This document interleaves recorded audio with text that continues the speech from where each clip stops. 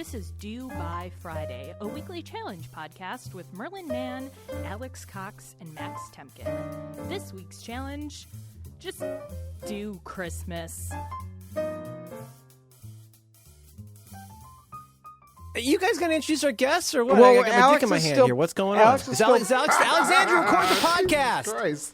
Whatever's All in right, the show is here in the we show. go. Okay. All right, we didn't hit record. Hold on. Now we're recording. All right, Who in manages my- this? Hold on. Who manages this podcast studio? What is happening? In my defense, just spent another $10,000 on equipment. normally I use a Logic template, or I prepare a Logic template for whatever kind of show we're doing, and then Chris adjusts it as. But at the last second, we decided to have our friend James, who's in All right, town, let's- be a guest. Max, please Great introduce story. James. Great story, Alex. Okay. Hey, who's on our show today? What's going on? All right, here we go. I worked really hard on Hey. the templates. Challenge each other, challenge ourselves. All right, hello everybody. Welcome to Do by Friday. Challenge each other, challenge ourselves. It's the by weekly Friday. challenge podcast. Hello. All right, this week we're joined by special guest James T. Green, independent podcaster, radio producer, storyteller, journalist, graphic designer, front-end developer, Watch wearer. Apple Watch wearer, pulmonary embolism haver. God damn it. That's a really good way to put it. You think Bitcoin's a bubble? Try my veins. Am I right up here? We'll put a link to. Please listen, but really, please listen to. It's in the fucking document. Okay, Look at the no. document. Oh, I know. But people don't look at the show notes. They never look at the show notes. Despite also, Merlin, I work hard on the templates. And Merlin and I work very hard on the show notes. This was a great Alex, story. did you get the right Logic template for this one? Oh God, no, I'm just using GarageBand, and I'll chit later. Good morning, afternoon, everybody. I'm on it's a holiday vacation. Yeah. Max, are you back to work today? Well, basically, what the scenario that's occurred in the Temkin household is we're both very sick. Me and Veronica are both very sick. We came back from Christmas Day at Veronica's family's, and we both I immediately crawled into the bathtub, and she went to sleep, and we were both just very sick. We just have a fever and a head cold, and also the heat, and also it's 1 degree in Chicago, and our heat went out. So that was fun couple of. That was a good challenge.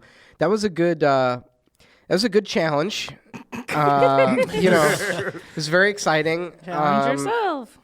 And we basically sealed off the bedroom, and we hotboxed the bedroom, and we were smoking weed in there. But then we just put a heated blanket and a space heater, and we made the cat come inside, and then we just sort of waited it out until the morning. And then our heating company came, and I will say, in my defense, the heating company came, and there was something seriously wrong with the heater. There was some sort of water had gotten up into the heating system.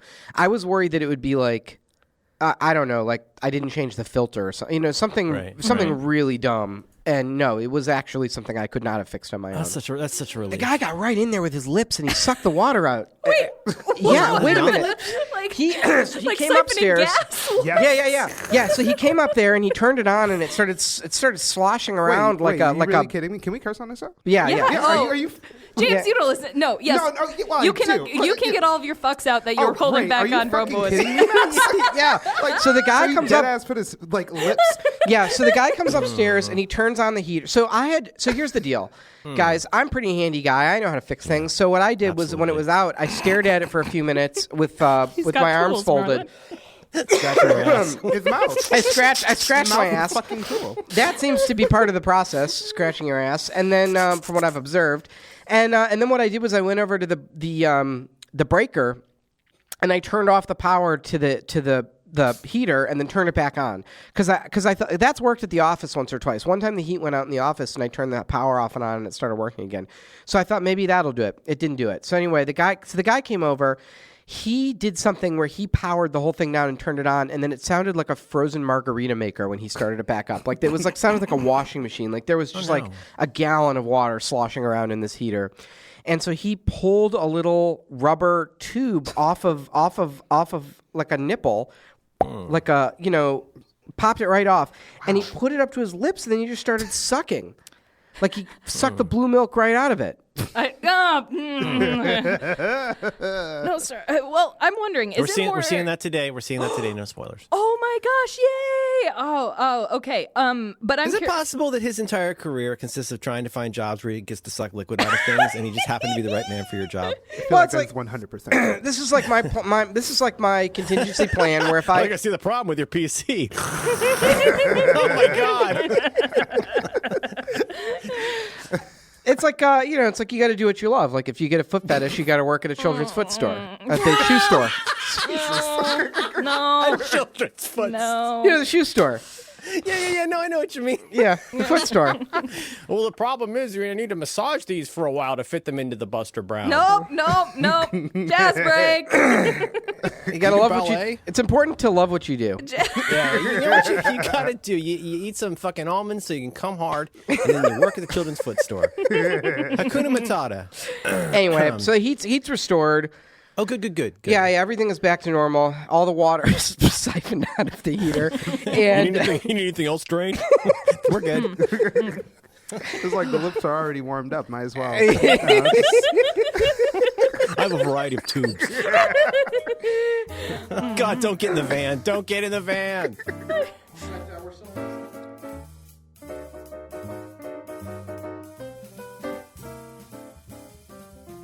I have a new house hack for you. ooh, Well, How's heck? have you ever you talked about hotboxing? Have you ever chemical boxed yourself?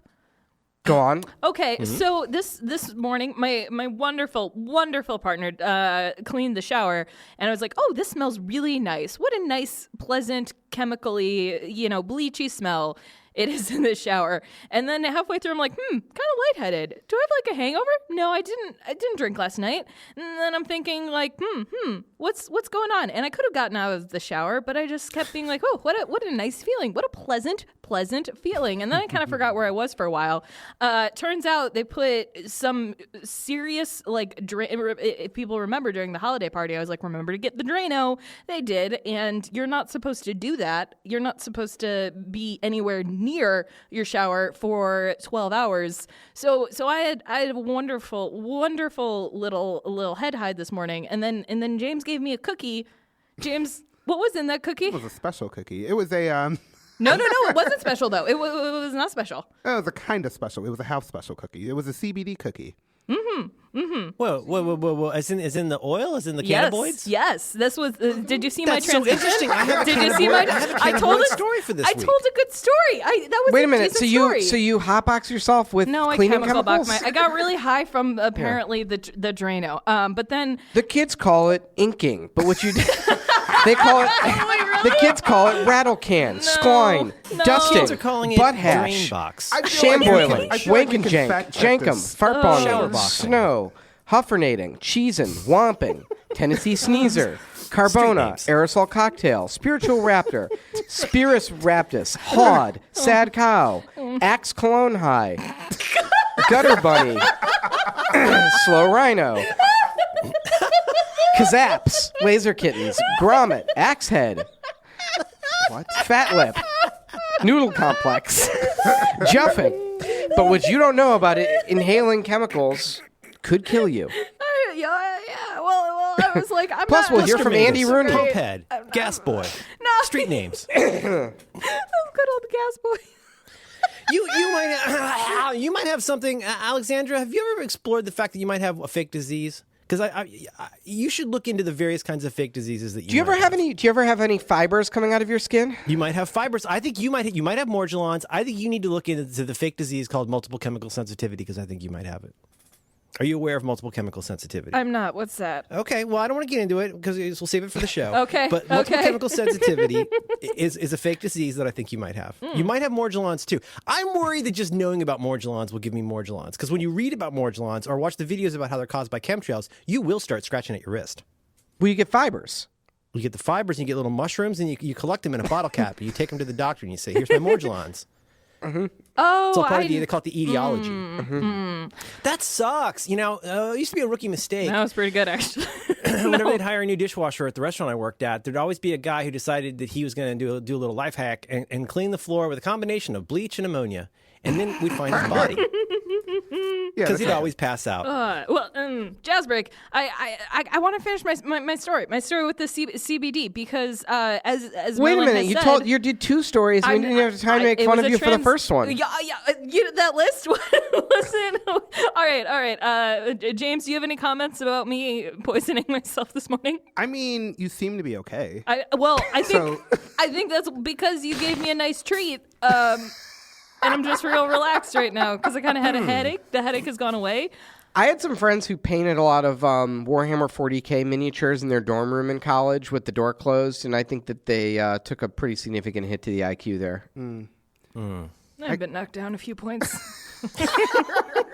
I had a model car phase when I was like in like elementary school, and it definitely involved me being in a closet with like various paints. Just leaning over a can of paint thinner. Yeah. Me painting the '67 Chevy in a closed James, area. who are you? You know, Oh my God. there's a lot you don't know about me, Alex. Yeah, I'm kind of surprised by this. Yeah. He's a closeted car painter.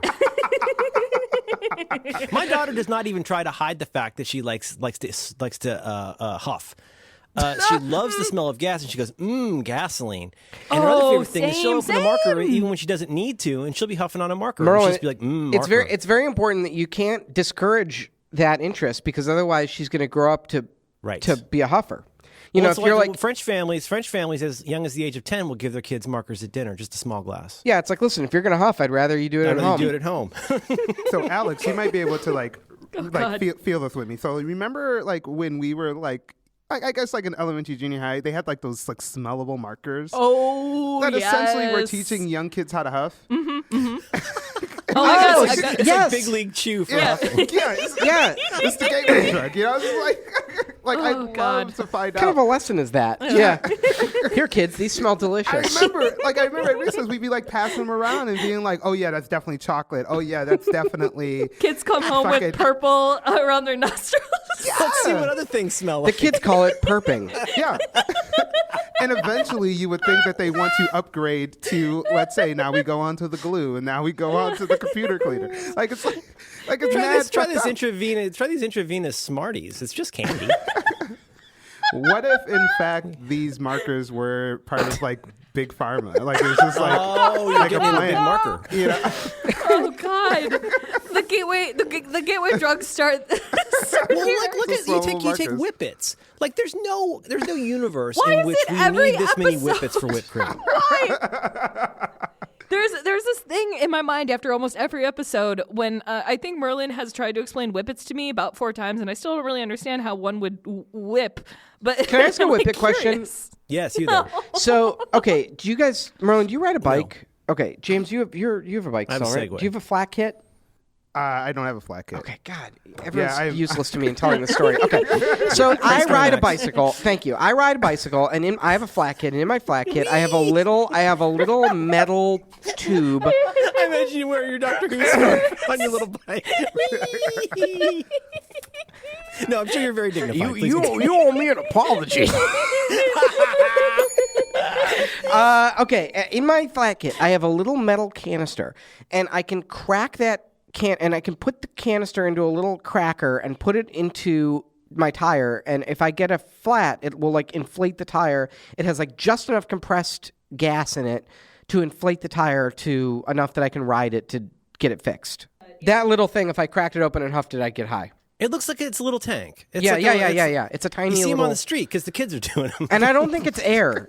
And the reason is because I don't think it's air because when you crack it open, it gets very cold when you discharge it. So it makes me think that it's some sort of chemical in there. Mm-hmm. Yeah.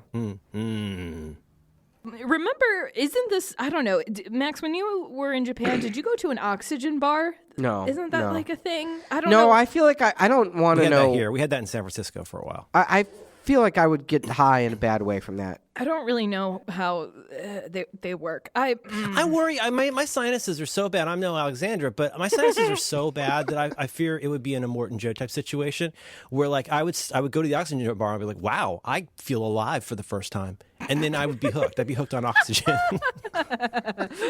Do not become addicted to the oxygen bar. It's one character. I love oxygen, but I'll tell you now. Now here's the thing. You take a dump or you blow your nose. There's a couple events in life that will make you feel alive under the right conditions, and it's very disturbing. As you get older, there are certain things that once you've purged your body, you suddenly go, I feel 40 again. This is great.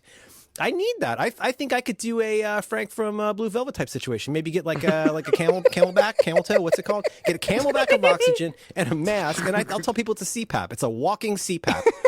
I need that for my sleeping. And they'll say, "What? Why are you talking to me? This is the subway. So you think you're better than me?" but I'll be feeling better. It's like kind of like taking a poop.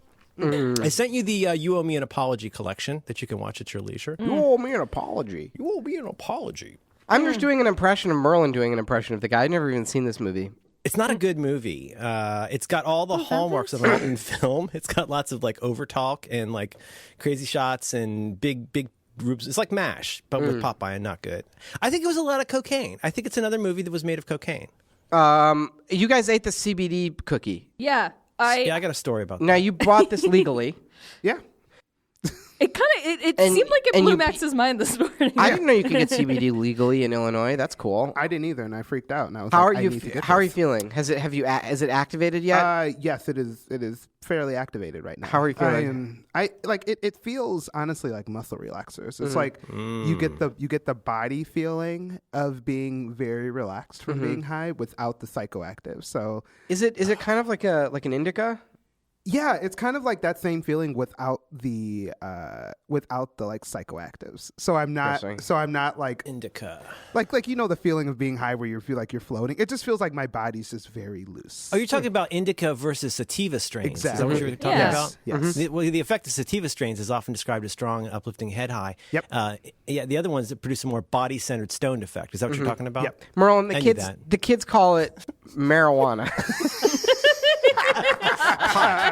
Mary Jane, jazz, tennis balls, tetrahydrozoline. What?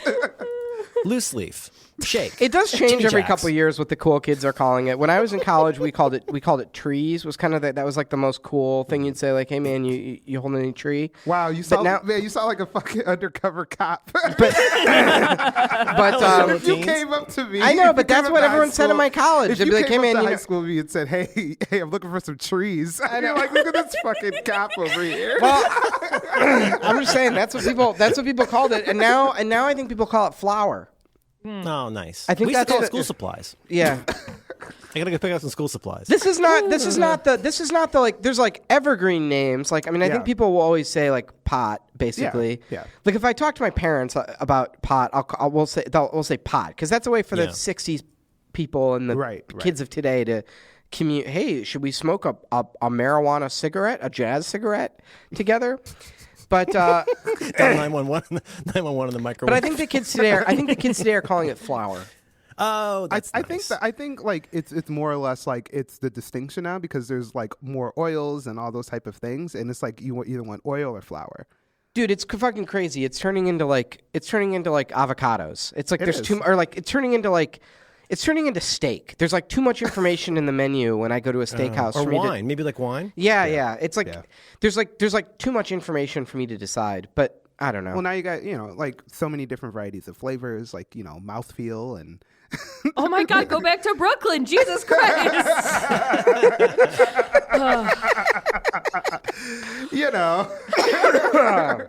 Mouthfeel. Alex, are you feeling anything from this?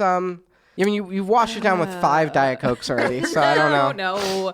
It was a Starbucks refresher and then a Diet Coke. A refreshy? I mean, looking at you look very like radiant. I've almost made eye contact with. It's on Twitter. Oh, good. Okay. Yeah, thanks, James. Oh, Lord. Oh, good. Jason Snell, my idol for 20 years, amazing writer, is singing terrible. Oh, James, I don't know if you know this, but I'm a big fan of John Siracusa, Siracusa? Whatever. Siracusa. Siracusa. John Siracusa.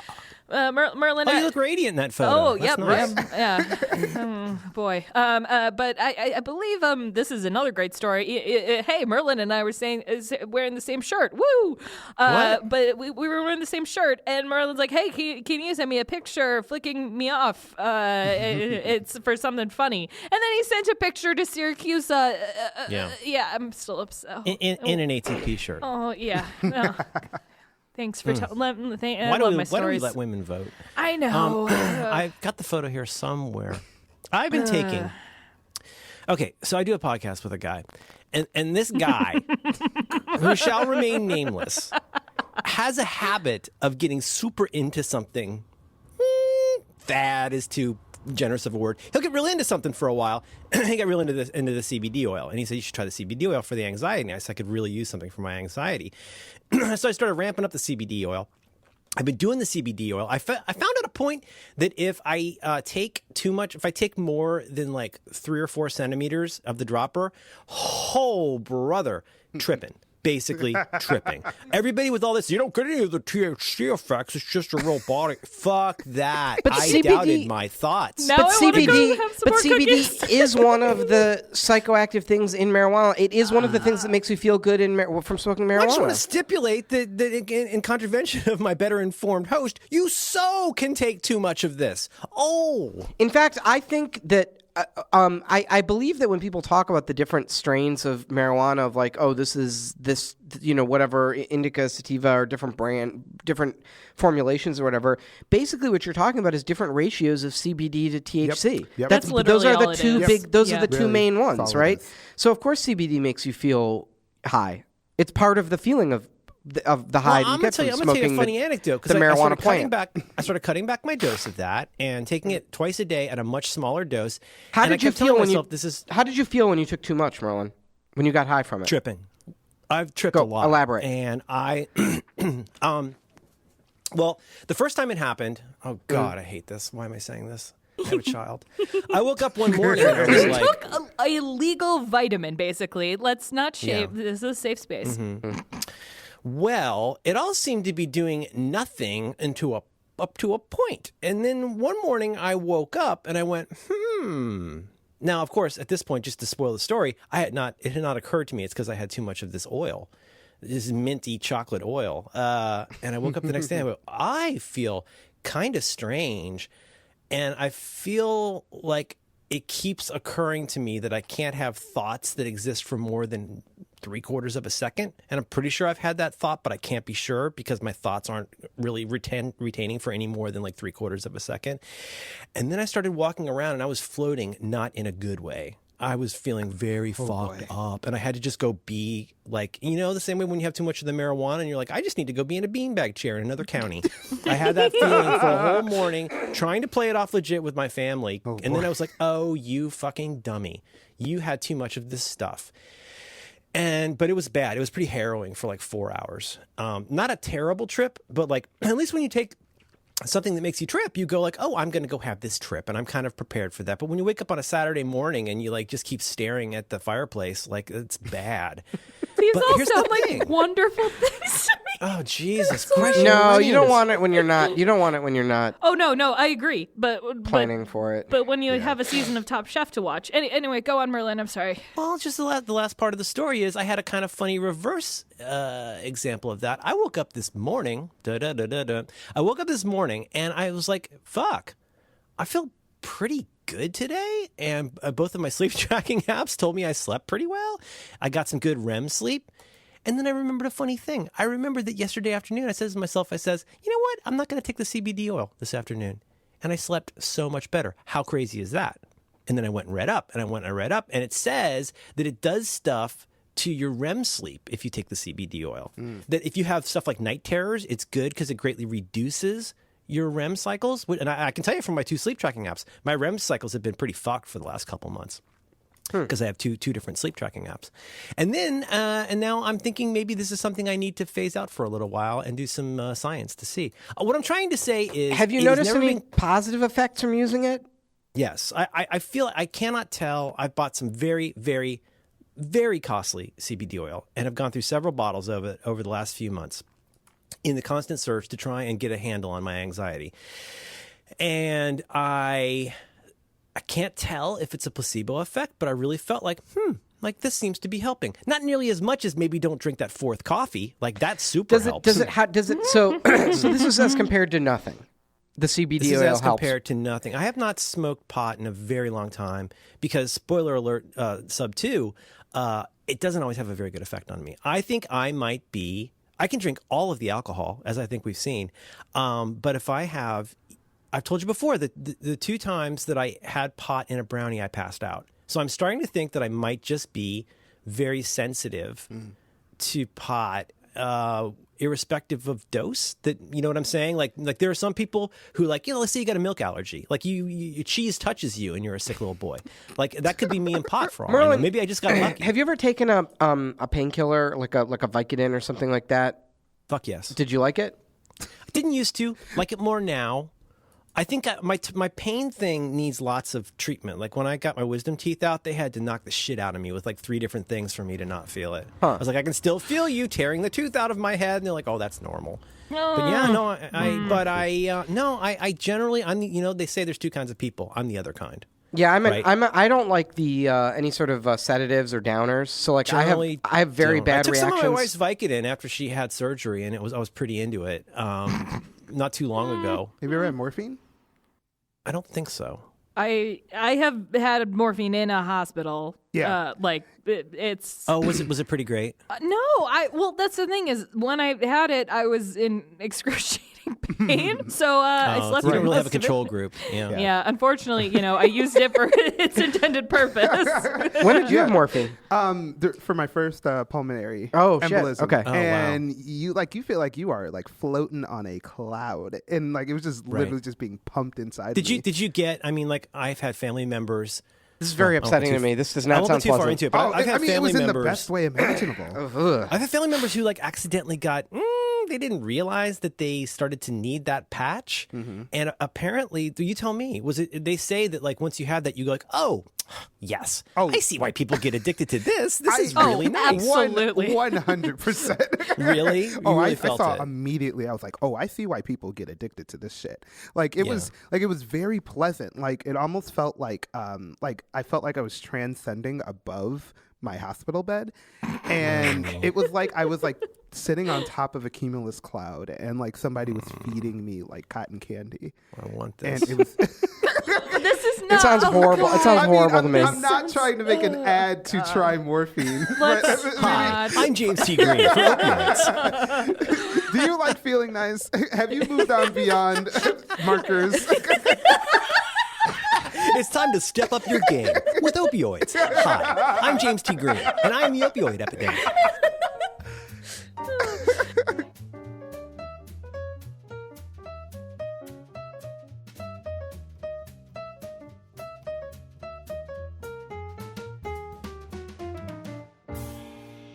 Did you guys get my note about Santa? I did. I loved your Santa handwriting or Santa's handwriting. Yeah. This bit started a couple weeks ago where I just kept telling my daughter that Santa's had a really fucking hard year. I said Santa's had a very tough year. He hurt his back last year because of the opioid epidemic. It's going really bad. On top of it, he's got the diabetes and he has some coronary issues. He's also a very angry drunk. So I don't know if Santa, and then that became a bit, and she would start talking about how Santa's the opioid epidemic, and then I accounted for that in my note to her. Dick Doug, well, the challenge this week is it was like do the holidays because but does your I really love Christmas. Oh God, I love, like, I used to not believe in like staycations, but wow, it's been right. I like pretty That's lights. the best part. It's the best part. They're so man, Stars Hollow in Gilmore Girls. It's like downtown Chicago's turned into that. But does your I'm curious. Does your kid still believe in Santa? Is it like a fate? Well, I don't want to get too far into it because it's kind of personal, but it's crazy complicated. We had the talk now, I think a couple years ago, and she was like, "Oh, I knew that," and Merlin, you had the best like system for dealing with this with a kid that I've ever heard anyone talk about. It was absolutely diabolical.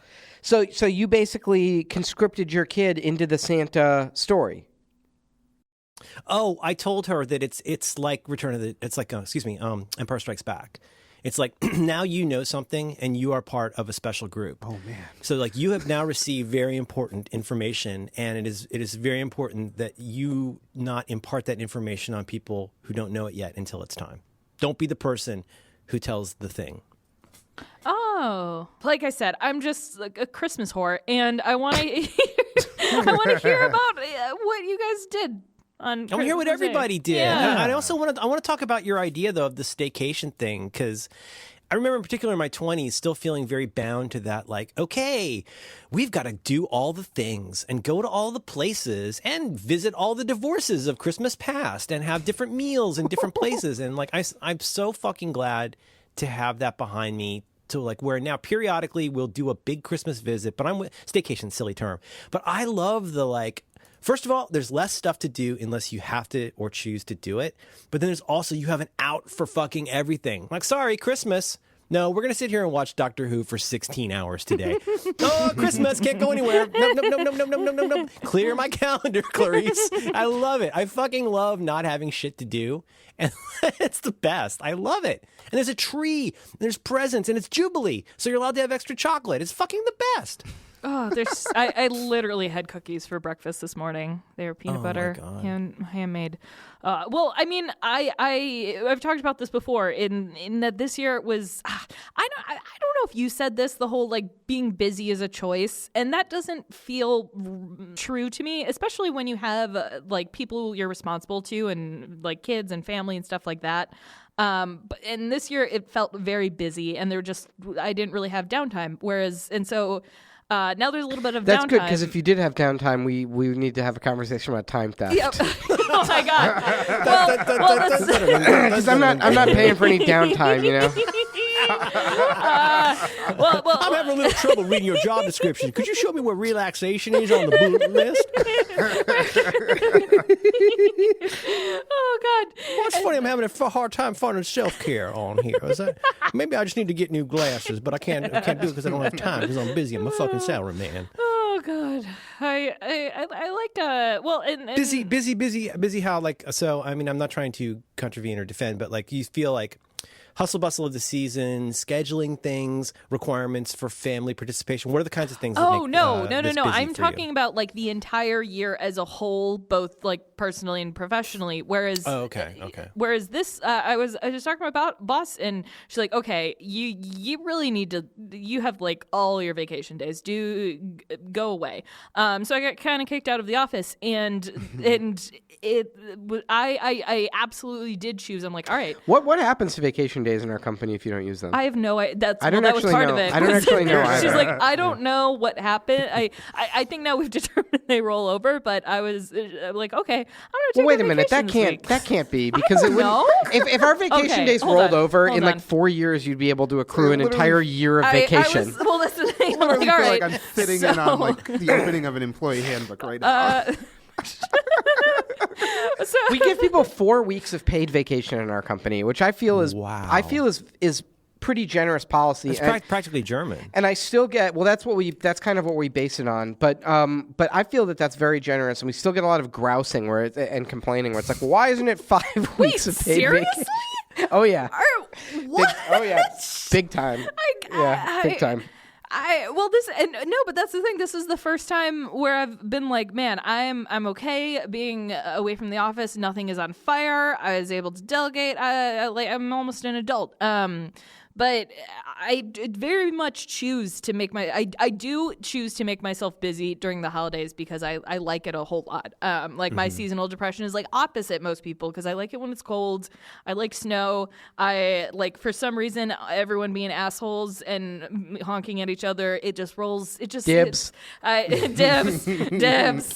Oh man, dibs started. James, will you explain to our morning audience what it dibs is? Oh, As a boy. Chicago native. Oh god. All right, so dibs is essentially the reclamation of labor. Oh my god. So what is this essentially libertarianism? Like, so it's like me as a apartment owner, I spend X amount of hours digging out in the cold tundra. I feel like I deserve this parking space to be used for X amount of time while the snow is on the ground, be that one day or 1 week. So I claim my space by utilizing... Or well into June. In some cases. So I claim my space with an object of my possession to place in where I place the labor. Could be a stolen police. I've heard about this. They do this in Boston too. Could be a stolen police barricade. Could be lawn furniture. Exactly. Could be an It's old like eminent domain for credenza. civilians. Yeah. So I've seen some crazy shit out there for dibs. Oh, it's could be an old mattress. It is Ironing boards, nativities, children's toys. There's all kinds of crazy So my stuff. favorite thing about dibs is like seeing like just how far people go. And for me, I respect it the most when it's like the more personal item, i.e. children's toys or like the motorized power wheels. That's my favorite. A pretty good dibs power move I see this more on the north side, but what people will do is they'll take 4 folding lawn chairs and they'll put them on all 4 corners of their dibs, and then they take fucking police tape, like murder scene, do not cross, and they wrap it around and they build. They sort of like an excavator. They pace out a little dibs spot for themselves. Hell yeah! Very territorial. It's very much the closest thing I felt like I've had to reparations since being out here. Is my 40 acres and a dibs. So. God. Oh, Christ. Anyway, people in Chicago go a little crazy with the dibs, and then every year in April, the CPD has to roll in and haul away everyone's dibs furniture because they try and claim their spaces well into summer. Well, and can you verify this? I remember first hearing about this maybe on Car Talk, that it was a Boston thing, but I remember hearing, number one, if you dig out a spot, the conventional thing was that you put a lawn chair there, and then everybody in the neighborhood respects that. Yeah. But I've heard it said that if you don't respect dibs, somebody might break your window or something. Is that true? That is 100%. Yeah, true. you could get your For real. You could get your ass beaten if you you know what you did. Yeah. Oh yeah, so I used to live in Pilsen, and Pilsen very much respected the dibs. And I remember on my block particularly, everybody on our block, we completely respected the dibs. We were like, all right, I would be coming home from a long day, and granted there would be a parking spot right in front of my building, but I respect the dibs, We love our neighbors. I saw somebody throw a dib in the street, and I swear to God, somebody came out and just completely fucked with this guy. And, I looked and I was like, that's deserved. That's deserved. I have so many feelings. You respect the dibs. It's a Chicago, it's an unspoken thing. You gotta respect it's very next door politics on the north side of you could get, I don't know that you get your ass beaten, but you might get a called out on Facebook oh, see, you get the passive aggressive up there. That's right. Yeah. Meanwhile, you might get sliced. But I respect it. It is very much I don't know. It speaks to our city, the way we treat dibs. I think so. Well, it's a very Chicago attitude of no one's gonna fix this for us. There's no there's not a reliable municipal system to remove the snow so that we can all park in peace. So it just becomes law of the jungle. Everyone just takes for themselves and claims their property. And people who if you're old and you can't shovel out a spot, you just don't get parking. It's very Lord of the Flies out there. It's a total. So on the one hand, I think you have the civic spirit of people.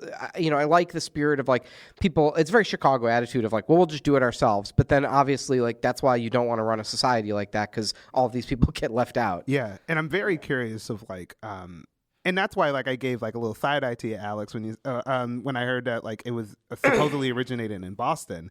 I would love to fact check that. No, Max said that. No, I didn't say that. No, I didn't say no. that. And Merlin said Oh, that. Merlin said that. I wasn't giving you side eye because you said it, Alex. It was more do you hear this? I guarantee you dibs did not start in Boston, because Boston doesn't have any street parking. It's one of those old eastern cities with streets hoisted by the which are there. I'm looking at the Wikipedia entry for parking chair. Oh, A parking chair is a chair that is used by a vehicle owner to informally mark a parking space as reserved The for kids oneself call further it down. parking chair. A parking chair. The This practice is especially common in northeastern states, Boston, Pittsburgh, and the upper Midwest and Great Lakes, Chicago, where it is called dibs. Don't start with that because there's no street parking in Boston. It's all single lane. It's all built for carriages. That's where Winchester lives. It's like it's all one horse. Every street is the width of one horse. And there's no grid. Those people are savages. You guys ever try to drive in Boston? I've made that mistake. Oh yeah, it's terrible. Oh no, it's the worst. We were there while they were in like the 15th year of the Big Dig, and my lady and I pulled into our little hotel right off out of the tunnel, and we pulled off, and we're in the downtownish area, and we got in really late. And we got into our room. We got out the next morning. We got to head out, and all of the streets had changed. The streets were different the next morning. It was like a fever dream. You could not take the same streets. Had you that you done took a the night significant amount of CBD oil before you went to sleep? No, but it was super freaky. There were a lady's scuffs under our bed, and we still talk about it to this day. A what? A what? A lady's scuffs, like dirty lady scuffs, were under our bed, and it freaked my wife out. What is a so dirty bad. lady scuffs? Okay, like comfy wear around the house slippers. Scuffs? All right. We checked it. We made it through the maelstrom of Boston. We got parked. We got into Wait, what the fuck is a scuff? Hang on, never heard of please. a scuff. Please pause. What is a scuffs? Yes. Okay. The lady's going to walk around the house, shuffle around in her house dress, and she wants some nice, simple slippers. It's the kind of slippers they have usually like a rubber bottom, and they're made out of terry cloth. You just slip a foot into them. Merlin, nobody and then knows you what scuff around. scuffs are. I call those house shoes. Oh, wait. So is scuff a verb or a noun, or is it both? I know A scruff. scuff is a noun. It's a shoe. It doesn't have a back on it. That's a house shoe. Anyway, they were filthy. And they were under Everybody, our bed listen. when we checked Everybody, into our listen. room. I don't think scuffs is a thing. Please tweet. What about flats? Please Do you think tweet. flats are a thing? Please tweet Merlin if No. you're with us on this. If scuffs are not a thing, he's at Hot Dogs Ladies. Yeah. Mm-hmm. Well, thanks, buddy. All I did was respond to Max's request on the podcast as a fan, and now Merlin has muted me. You owe me an apology. Do you guys use that that thing that builds your podcast RSS feed, Scuff Huffer? Great story, Max.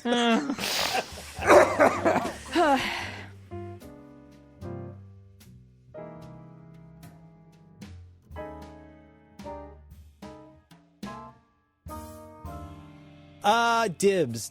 So James, you're from that area. You went away, and I'm looking at your photos of stuffing and things. You came back to visit family? Is that You're it? looking at my photos of stuffing. Yeah. Actually, I have some concerns. Yeah, no, I'm in for the holiday, and yeah, just seeing my partner's family and my family, and oh man, I miss the food out here.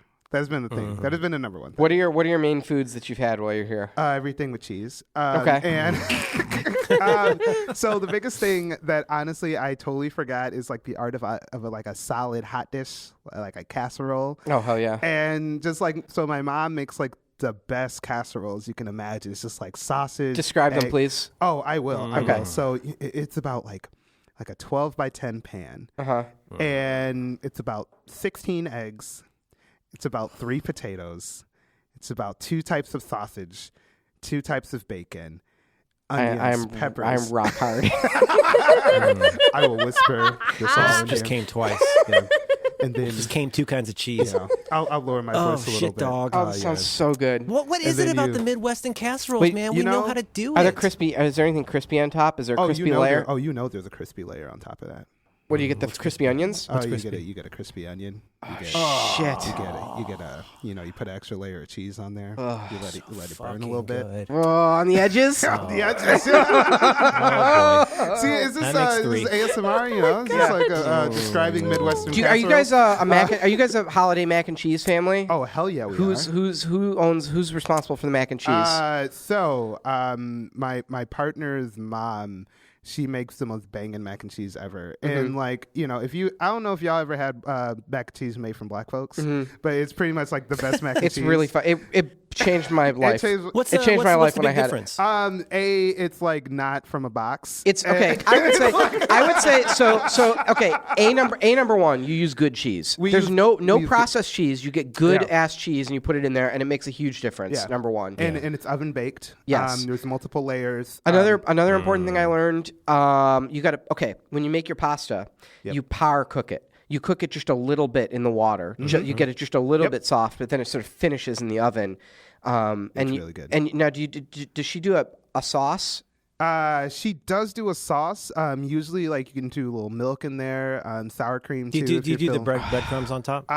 That's a controversial. It's a controversial decision. Yeah, it's like ketchup on meatloaf. It's a very divisive Some issue. people are all about it. I'm a fan of the breadcrumbs. She doesn't use breadcrumbs. My lady makes homemade breadcrumbs from bread and then puts that on top, and it's so baller. Yeah. If you do it right, though, I think the cheese, the top of it, you get a little bit of the noodles and the cheese, and it kind of gets that crunchy layer on top on its own. That was my mom's style. Yeah. Yes.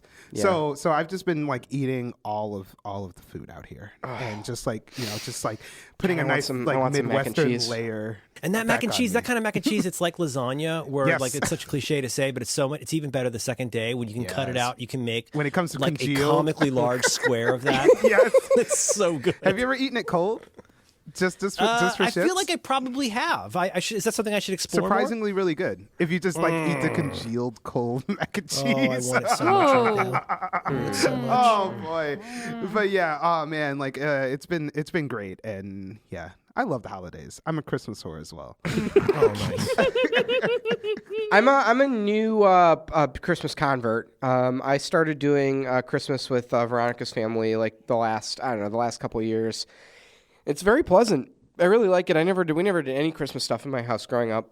And we did. I don't like to get too religious on the show, Max, but for example, like listening to Elliot Kalin on the Flophouse talking about like how like he returns null about Christmas. He doesn't hate Christmas. It's just that Christmas is absolutely not part of his life. Yeah. Probably partly because of his What was your family's attitude toward, in as much detail as you want, like what was their general attitude about Christmas as a thing, personally, familially, or as a cultural force? It was neither a like or a dislike. It just wasn't a big deal. And in fact, I grew up in a really Jewish community, and everybody I knew did Hanukkah. And there was only a few families I knew growing up. I mean, probably I could count them on one hand that I saw Christmas trees, and I always thought it was a little bit weird. I don't know, like it's just like, I always thought it was like a thing that was in movies, but not done in real life. Oh, wow. Like when I'd see Home Alone or a movie like that with a lot of Christmas stuff in it, I would always be like, oh, that's some weird like movie affectation that families do that does not really happen in real life. And it's kind of delightful that people really do it. It's like discovering that people like it's like going to visit like the Amish or something, and it's like, wow, you still churn your own butter. It's like quaint. So it's funny when I was like a youngin'. So like I grew up in like hardcore like Black Baptist church. Like my dad was a minister. Where'd you grow up? I grew up in don't want to put it all out there, but okay, gotcha. Like a couple hours south of Chicago. Okay. Kind of small town, a little bit. So like my dad was a minister, like my mom was like church nurse. So like we used to like do like hardcore capital C like Christmas, not Xmas, Christmas. And I remember like we would have like church services like on Christmas Eve, and I like was in like the church play of like the nativity scene. I think I was like I miss it so much. I think I was a sheep. I believe I was a sheep, and you were literally the black sheep. Yeah. and it was just very much like that thing, and we just was like, it's not Santa Claus. Santa Claus is secular. And it's just like, it was really like looking back, and now like our house has gotten a little bit more secular. Wait, did Jesus bring your presents? How did that work out? I never know. I don't know. Jesus' real present is that he died for our sins. What more do you need? But like we were super involved in Christian church when I was a kid, very much till I was maybe 12 or so. But like, there's something actually really the closest I ever got to like, holy shit, this really is like a Christmas special in some ways, was like going to a Christmas Eve service. Yes, you would go to Christmas Eve service. The Christian church will keep you very busy around the holidays. There's lots of community stuff to do. There's plays and singing. There's so much to do, like at the church and in the community. But there's something special about walking into the sanctuary at like 6:30 or 7. It's dark outside. And then when you come out of I remember this is probably 1977, Star Wars year. I remember coming out and there was snow on the ground after we walked out. And it's a very special feeling. I mean, it's for the first time you feel like you're in a Rankin Bass show or something. Like, it's really very special. See, that is the exact kind of thing that I feel like the modern American life has like almost totally displaced. Like, I shouldn't say that. I think among the people that I know in my bubble or whatever, like almost nobody is engaged with their church and like does activities through the church at any time of year, more or less the holidays. But like, it's been completely displaced, and I don't think we've like really thought through like maybe the role that played in everyone's life. It's got to be up there with the decline of unions. It definitely is. Like, you're going to see the effects of this in small to medium-sized ways for half a century, and it's difficult to grok it all in one like year-end wrap-up. There's definitely a thing of community that I think about that a lot. It was almost like it was like a built-in community that I felt like I had as a kid. Like, this was my second family. And it's weird, I guess, thinking about like, quote unquote millennials, like what now that we are becoming more and more secular, like, what is our community like? What, Twitter, SoulCycle, next door, we work offices, like, it's like all these like various like ways of people, like isn't it kind of fucked up when you think about it that all in all of us are just trying to search for community? Yeah, and it's just like. But like I think that some of the, at least in the conventional wisdom, I don't know what the term is, but like I remember one of the first stories I remember hearing when I was first visited San Francisco was like really understanding like what happened in the Castro, and just the idea that there was a place. It was such an interesting. In the context of like history and social stuff, the Castro was a very interesting story because what everybody knows is, wow, out of nowhere, it became this big gay community in the 70s. But like what like less well known is that a lot of those people have been living in Haight-Ashbury until drugs fucking ruined that area after the quote unquote summer of love, which is like really 3 pretty much good weeks before the rapes and overdoses started. Everybody goes over the hill. The people who could afford it move into Eureka Valley, which is this area that was mostly firemen and nurses and teachers. And that became the Castro. But it became a place where like it was this, if you knew the code wherever you lived in any city in America, you know that you could go and find people who were like you in this area. Mm-hmm. A story that continues to move me till this day. Now, of course, today on the radio, I hear a story about how basically the gentrification of the Castro is moving. Now, Oakland is the gay town that everybody moves to because you can afford it and you can have you and your partner can have a kid there and stuff like that. But like, I think there's so much to be said for this idea that we make our own community, we make our own family, and we find people of like mind and heart to build a community around. And I just want to be super clear. I'm not in any way trying to diminish that. But with that said, in a way that I can't really have this conversation too much with my wife, I don't miss the supernal BS of church, but I desperately miss the community of it. And just the fact that they're in every week. This is a group, I can't talk about this or I'll cry, but a group that helped us get through the illness and death of my father when they had absolutely no reason to be so kind. The guy who was there with my mom when they told me my dad died when I was 7 was the minister of our church that we did not belong to. That's what these people did. Right. That is, you don't get that so much now. And the idea of like there being this place where you get the bulletin, okay, here's what's going on, here's the songs we're going to sing, and then on the back you see everybody that's in the hospital. Because guess what? Please go visit these people in the hospital. And everybody did it. It's just like what you did. And it was a lot of work and a lot of responsibility, and I'm not in any way trying to say what I am trying to say is like I have not found the precise replacement for that for my kid that everybody can be happy about. But you know what's crazy is you get it. It works on both ends because if you're the one that everyone is coming to visit, it's very meaningful to you and your family, like you're saying. But also like for a lot of people, like being of service is the useful thing of like having a list of people to go visit in the hospital is the thing that they need in their life, and there's nothing like that organizes people in that way now. But it was all. Also, the other part of it's like leaving the right emoticon on someone's Facebook. Like you lead you click the cry face. Oh, you do the blue heart. Yeah. No, but I mean, even like people who volunteered. Like, so we had community potlucks Wednesday nights who always would do potlucks. But there were people who always volunteered and would do the same things. And there was people that I assumed worked at the church, but they didn't. They were just people who were in the kitchen because that was what they volunteered to do. Other people would help clean. Other people would do, whatever it was, shoveling out the parking lot, whatever it was. Anyway, I don't mean to go on. It is very much nostalgic. 2018 is the year I'm going to try and turn away from nostalgia as a touchstone for everything after the Doctor Who episode. But I do feel like that is a piece that there's so much to not regret about the decline of that. The tribalism and the groupthink and the sometimes I think a little bit invasive God stuff. Like, I don't miss that, but like I wish there was easy community to be found today that didn't require building it yourself from scratch. So there's no Blue Apron for Jesus at this point. Well, I do miss that. Well, I think that's what, if we're trying to be funky about it, I think that's what WeWork is trying to do. And it's just like really just kind of weird to see like venture cap venture. I'm looking at venture WeWork funded, right now. It's co-working. Is that what it is? It's like and they do like various life things or whatever. But I feel it's almost like venture backed like community space for people. Yeah, they're expanding into like We Live and stuff like that, co-living spaces and things like that. Yeah, so, and it's very interesting when you try to think about what is that. Versus like the church or nonprofits where it is solely not based on growth.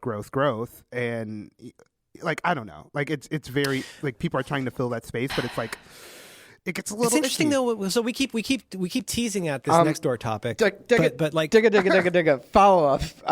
This is an amazing motherboard story about this. Is this people who live in the bunk beds? Yes. Oh, I'm not going to read the whole thing, but in pod-based community living, rent is cheap, but sex is banned. Oh yeah, that's a good one. I love this article. It's great. AKA the hand jobs. Yeah. Defined as a quote-unquote co-living space, PodShare was co-founded in 2012 for social travelers and mobile workers who rent the beds for $35 to $50 a night. Quote, PodShare makes life more affordable because there's no security deposit or cost of furnishings, and we provide flexible living, said the founder Beck. Pod life is the future for singles. Jesus Christ, which are not looking... that statement right there, pod it's life. like, Pod that's life. such a Rod Serling thing. It's the future for singles who will always be single. I know. Which are not looking to settle down, but focus on their startups and experience something new. Oh, what if that's part of the growth strategy? It's like, we don't want people to pair up because they'll be perpetually single and continue to live in the pods. Yeah, the business model. That's the business model. Quote, we're creating a social network with a physical address, said Beck. Our open floor model offers the highest rate of collisions for social travelers. We do not identify with hostels. We are a co-living space or a live-work community. What? No. Well, it's like everything you hate about cults and celibacy all in one bump. Quote, I started it to cure my own loneliness, said Beck, so I never had a night without friends. Oh my god. Oh, wow. Is that the kicker? And we're not even there yet. Oh my God. Affordable and set in central locations, some of the obvious limitations, especially for long-term guests, include the lack of privacy. There are also rules that include, quote, no pod sex, which can be a challenge for their queen-sized pods, which are a great money saver for couples. The challenge? Quote, we built size? the pods facing each other so the community polices itself. Or if people want to watch. Yeah. Would you say it's a podopticon? It's a podopticon. Even with that, pedestrians still managed to connect. Quote, a boy from Michigan loaded up his car and drove west while a girl got on a plane from Paris and checked into PodShare, said Beck. He is the bearded IT guy that wears sandals in 30-degree weather, and she is the tattooed alternative tattoo artist. They fell in love after 3 months together. Here and now, they live on Spring Street together. Oh, they did all that without any finger banging at all. No pod sex, Merlin. No pod sex. So they said it was difficult to have sex on a queen-size bed? No, I think it's difficult not to have sex in the queen-size bed because there's couples who live there, but they have a rule against having pod sex. Where do you like? James, what if you and your wife moved into a pod place, and it's like no pod sex, but you can rent a queen size bed together? I got an awkward question. Are you allowed to go to the self-service pump, or is it only with other people? Oh boy! Because you're telling me I'm going to go live somewhere where I'm not allowed to jack my mean bone. You know, is that really what I want in a house? Well, I think that they probably have a hog cranking room.